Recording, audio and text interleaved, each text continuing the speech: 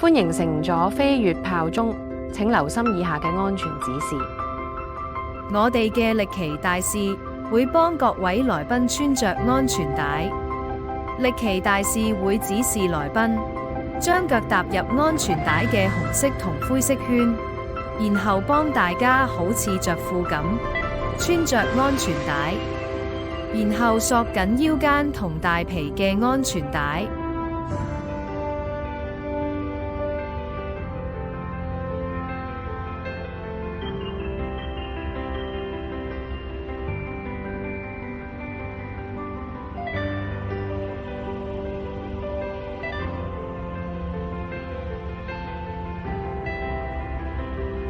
然後，歷奇大使會幫各位來賓穿着安全帽，穿着前安全帽要完全打開。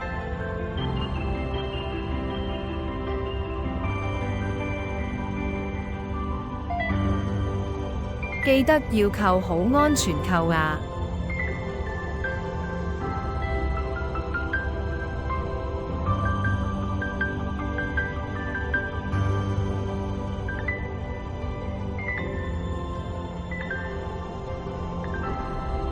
着好安全裝備之後，去到1樓平台候機室，會有教練同歷奇大使指示你哋乘坐飛索。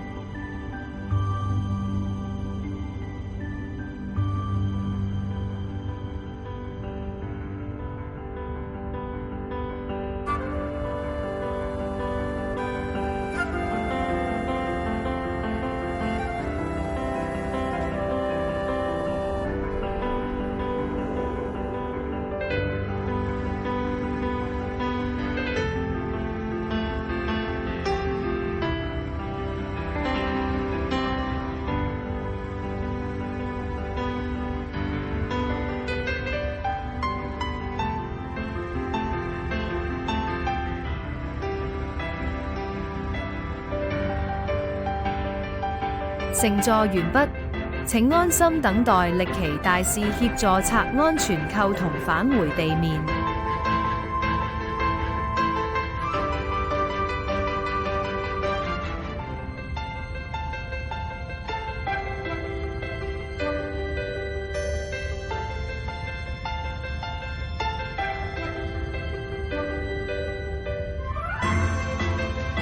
返回地面時，記得要扶實女梯啊！